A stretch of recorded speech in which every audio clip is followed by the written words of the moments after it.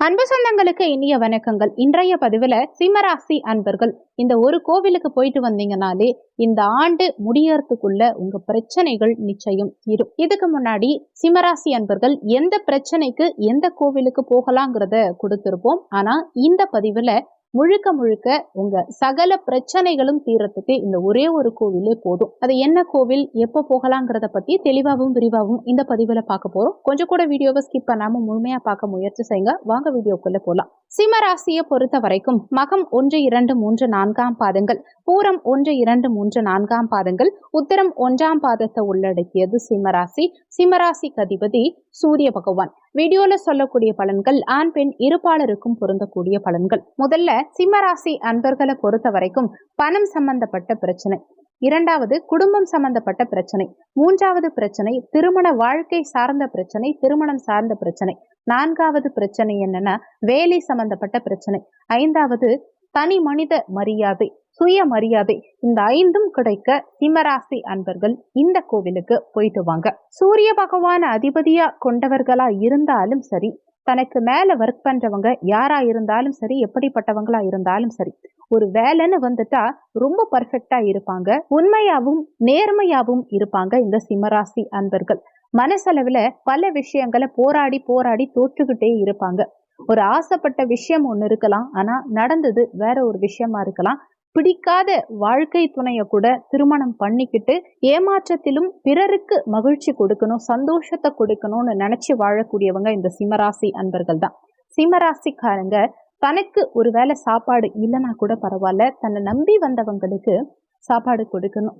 எனக்கு துரோகமே பண்ணவங்களா இருந்தாலும் சரி, அவங்களுக்கு பிரச்சனை அப்படின்னு கூப்பிட்டு பேசினாங்கன்னா அவங்களுக்கு நான் உண்மையா இருப்பேன். இப்படி பல விஷயங்களை ரொம்ப நேர்மையா கையாளக்கூடிய நபர்கள் யாருன்னா சிம்மராசி அன்பர்கள். கண்டக சனி நடந்துட்டு இருக்கு. 2024ஆம் ஆண்டுல உடல் சம்பந்தப்பட்ட பிரச்சனைகள் வரலாம்.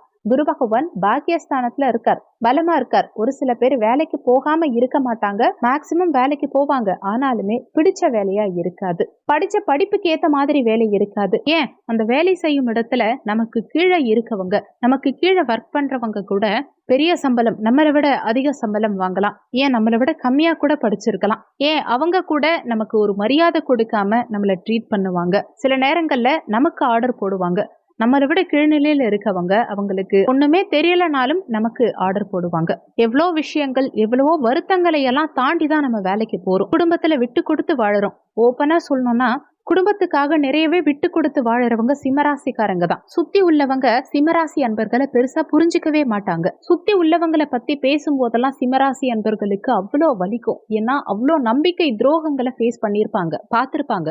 பணத்தை ஒரு வெத்து பேப்பரை கூட நம்பி சைன் பண்ணக்கூடிய ஒரு நம்பிக்கை சிம்மராசி அன்பர்களுக்கு உண்டு. சிம்மராசி அன்பர்கள் ஒருத்தவங்க மேல பாசம் வச்சுட்டாங்கன்னா ஏமாந்து போவாங்க.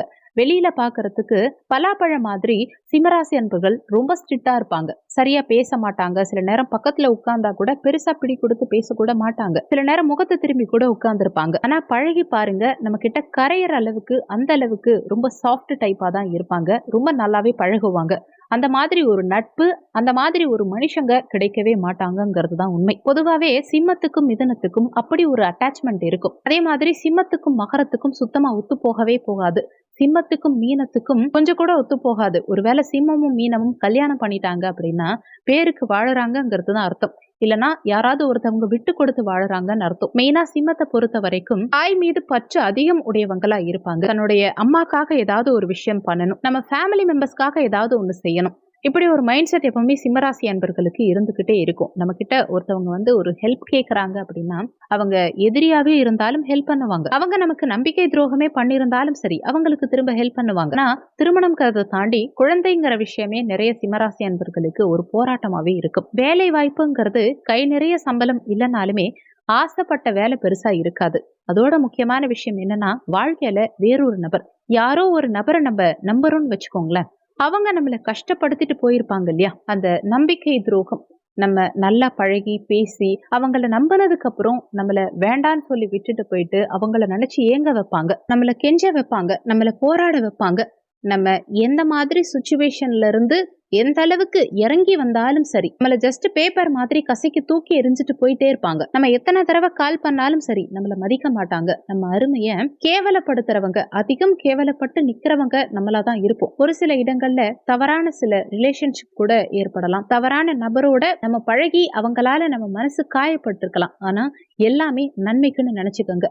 படிப்புல முன்னேற்றம் கண்டிப்பா சிம்மராசி அன்பர்களுக்கு இந்த ஆண்டு இருக்கும். ஆனா அதே நேரத்துல படிச்ச சில விஷயங்கள் நம்ம பார்த்து பார்த்து படிச்சிருந்தாலுமே சில நேரங்கள்ல மறந்து போயிடும். வேலையில நம்ம பக்கத்திலே இருக்கவங்க தான் நமக்கு மறைமுக எதிரியா இருப்பாங்க. நம்ம கூட நல்லா பேசுவாங்க, பழகுவாங்க, கூடவே இருப்பாங்க. ஆனா நமக்கு எதிரியா தான் இருப்பாங்க. ஏன்னே புரிஞ்சுக்க முடியாது. நம்மளை சுத்தி ஒரு பொறாமை குணம்ங்கிறது நிறைய இடத்துல இருந்துகிட்டே இருக்கும். நம்ம என்னைக்காவது ஒரு புது ட்ரெஸ் போட்டிருப்போம், என்னைக்கோ போட்டிருப்போம். அது கூட இன்னுமே நினைச்சு மனசுல ஒரு பொறாமை குணம் இருந்துட்டே இருக்கும். உடல் சார்ந்த பிரச்சனை, இதுதான் என் பிரச்சனைன்னு வெளியில சொல்ல முடியாத அளவுக்கு எல்லாம் கூட ஒரு சிலருக்கு சிம்மராசி அன்பர்களுக்கு பிரச்சனை. அதுவும் பெண்களுக்கு கொஞ்சம் அதிகமாவே இருக்கும். இருந்தாலும் அதையெல்லாம் தாண்டி நம்ம வாழ்ந்துகிட்டு இருக்கோம். குழந்தை பாக்கியம்ங்கிற விஷயம் ரொம்ப பெரிய சவாலா இருக்கும். வெளிநாடு போக முடியாதா, இதுதான் நம்ம வாழ்க்கையா, இதுக்கு மேல நம்மளால வாழ முடியாதா அப்படின்னு நம்மளையே நம்ம பொசுங்கிக்கிற அளவுக்கு இருக்கும் மனசுல. ஆனா இது அனைத்தும் இந்த ஒரே ஒரு கோவிலுக்கு போனா சரியாகுமானா நிச்சயமா சரியாகும். நிறைய பேர் நினைக்கலாம், இந்த மாசம் நமக்கு நேரம் நல்லா இருக்குமா, அடுத்த மாசம் நல்லா இருக்குமா, வரக்கூடிய மாதத்திலேயாவது அல்லது வரக்கூடிய வருஷத்திலேயாவது நமக்கு ஒரு விடிவு காலம் பிறக்காதா, நல்லது நடக்காதா அப்படிங்கிற ஒரு ஏக்கம் இருக்கும் இல்லையா. இவங்க போகாத கோவில் இல்ல. மனசுல அவ்வளோ வருத்தம். சில நேரங்கள்ல எவ்வளோ கோவில் போனாலும் எனக்கு மட்டும் நல்லதே நடக்கலையேங்கிற வருத்தத்துல கடவுள் மேல இருக்க ஒரு நம்பிக்கையே ஒரு சில நேரங்கள்ல சிம்மராசி அன்பர்களுக்கு குறைஞ்சு போயிருக்கும். ஏன்னா நம்ம அளவுக்கு யாரும் சுவாமி அந்த அளவுக்கு கும்பிட மாட்டாங்க. அவ்வளோ உருகி உருகி வேண்ட, நான் அவ்வளோ உண்மையா இருக்கேன், எந்த பாவமும் யாருக்கும் பண்ணல, ஆனா எனக்கு மட்டும் ஏன் கடவுள் இவ்ளோ பிரச்சனை கொடுக்கிறார், என்ன மட்டும் ஏன் இவ்ளோ சோதிக்கிறார்னு நினைப்பீங்க. ஆனா ஒரு விஷயம் நல்லா தெரிஞ்சுக்கோங்க, உங்களுக்கு கடவுள் கொடுக்கணும்னு நினைக்கிறத கண்டிப்பா கொடுத்துருவார். கவலைப்பட வேண்டாம், எதை நினைச்சும் ஃபீல் பண்ணாதீங்க.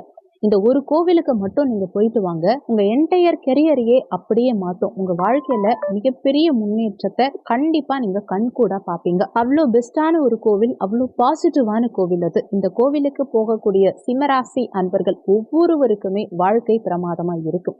இந்த கோவிலால ரொம்ப சந்தோஷப்பட்டவங்க, நிறைய மனமகிழ்ச்சியை கண்டவங்க, கண்கூடா பார்த்தவங்க நிறைய பேர் ஏற்கனவே இருக்காங்க. லைவா போயிட்டு வந்து ரிசல்ட்டை பார்த்தவங்க நிறைய சிம்மராசி அன்பர்கள் இருக்காங்க. இது என்ன கோவில்னா, கும்பகோணத்திலிருந்து நன்னிலம் போகக்கூடிய வழியில ஸ்ரீ வாஞ்சிநாதர் கோவில். இந்த ஊர் பேரே ஸ்ரீ வாஞ்சியம் தான். திருவாரூர் மாவட்டத்துல இருக்கு. இந்த ஸ்ரீ வாஞ்சிநாத சுவாமி திருக்கோவில், இந்த சிவாலயம் சென்று வணங்கி பாருங்க, சிம்மராசி அன்பர்களுக்கு மிகப்பெரிய மாற்றம் லைஃப்ல இருக்கும். யமனும் சித்திரகுப்தனும் தெற்கே அமைந்த கோவில் இந்த கோவில். மகிஷாசுர மர்த்தினி இந்த கோவிலேயே இருக்காங்க.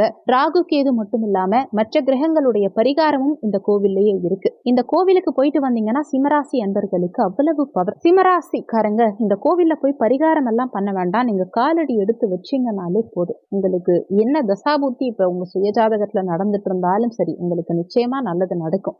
இந்த கோவிலுக்கு போயிட்டு வந்து பாருங்க.